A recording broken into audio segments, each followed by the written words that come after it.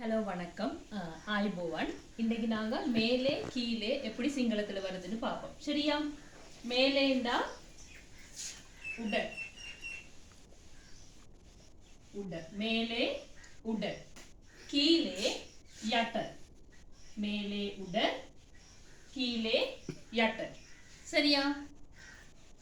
நேத்து முதல் வீடியோவில் நாங்கள் பார்த்தனாங்க உயிர் இருந்தா இன்னவா, உயிர் இல்லாட்டி தியனமா. சரியா? அப்ப அந்த வார்த்தையும் யூஸ் பண்ணிட்டு அந்த பாடத்தையும் நாங்க யூஸ் பண்ணிட்டு இன்னைக்கு பார்ப்போம் இந்த வார்த்தையும் சேர்த்துட்டு வசனம் எப்படி அமைக்கிறாரு. சரியா? உடல் மேலே, அப்ப ஒன்று மேசை. சரியா? மேசை மேல என்ன இருக்கும்? மேசைய உட மேலே தெரியும் இப்ப நமக்கு. அப்ப உட என்ன சொல்லலாம்? பூசா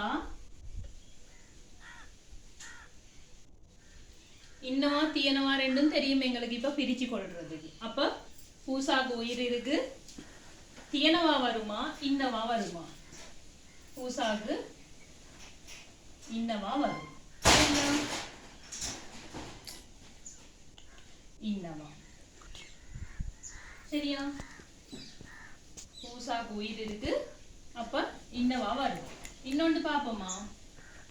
என்ன பாப்போம்? இப்ப உயிர் இல்லாத ஒன்று பாப்போம். திருப்பி மேசைய உட புத்தகம், புத்தகத்துக்கு பொத்த இன்னவா வருமா தீயனவா வருதா? இப்ப பொத்த வந்தா உயிர் இல்லை. அப்ப என்ன செய்யலாம்? உயிர் இருந்தா இன்னவா, இல்லண்டா தீயனவா. அப்ப பொத்த என்ன நடக்கும்? தீயனவா. உயிர் இருந்தா இன்னவா, இல்லாட்டி தீயனவா. உட. சரியா? இன்னொரு வார்த்தை பார்ப்போமா? என்ன பார்ப்போம்? கதிரை. கதிரை புட்டுவ உட என்னது? மணிக்கூடு. மணிக்கூடு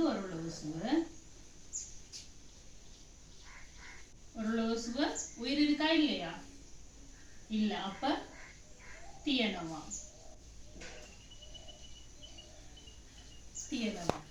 வேற இன்னொன்று பார்க்கலாமா?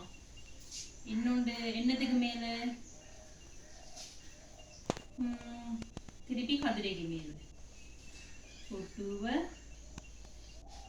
உட பல்லா. பல்லாக்கு உயிர் இருக்கு, என்ன வரும் அப்ப?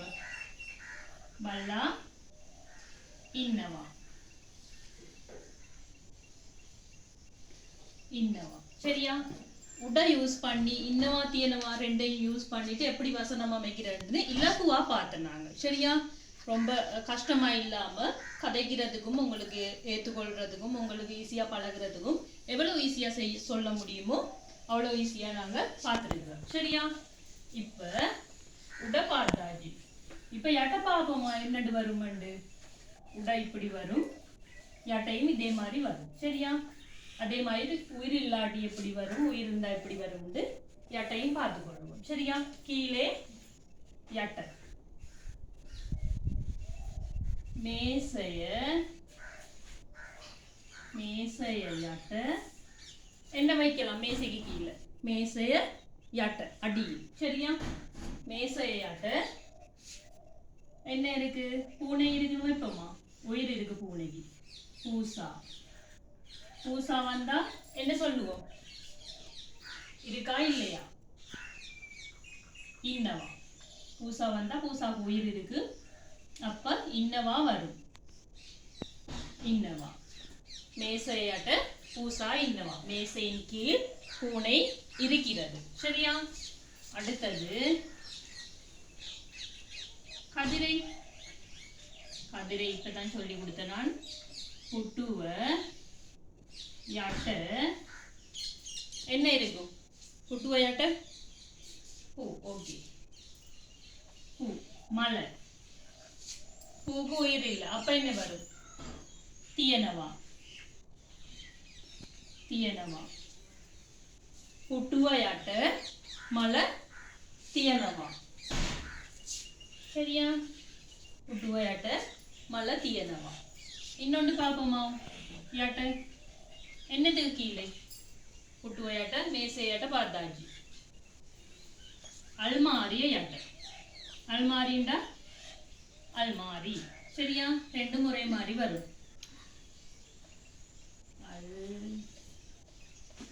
அல்மாரிய யாட்ட என்ன இருக்கும்? அல்மாரி கீழே ஏதாவது விழுந்துட்டு. தோடு. தோடுக்கு பேர் கராபுவ. கராபுவ. சரியா? தோட்டுக்கு சிங்களத்துல கராபுவ. கொஞ்சம் ஞாபகம் வச்சுக்கொள்ளுங்க. சரியா? அல்மாரியாட்ட கராபுவ. உயிர் இல்ல அப்ப தியனவா. தியனவா. உயிர் இல்லாட்டி தியனவா. சரியா? கராபுவ தோடு அல்மாரி கீழே இருக்கிறது. சரியா? இன்னொன்று உயிர் இருக்கிறதாவது கட்டிலுக்கு என்ன சொல்லுவாங்க? கட்டிலுக்கு அந்த. சரியா?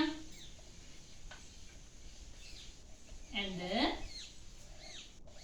அடியில் யாட்ட என்ன இருக்கு? அந்த யாட்ட என்ன இருக்கும்? சாதாரணமா நம்மளோட வீடு வழியே கட்டிலுக்கு கீழே எல்லாமே கட்டிலுக்கு கீழே தான் இருக்கும். என்ன கட்டிலுக்கு கீழே? ஷூ. சப்பாத்துவ.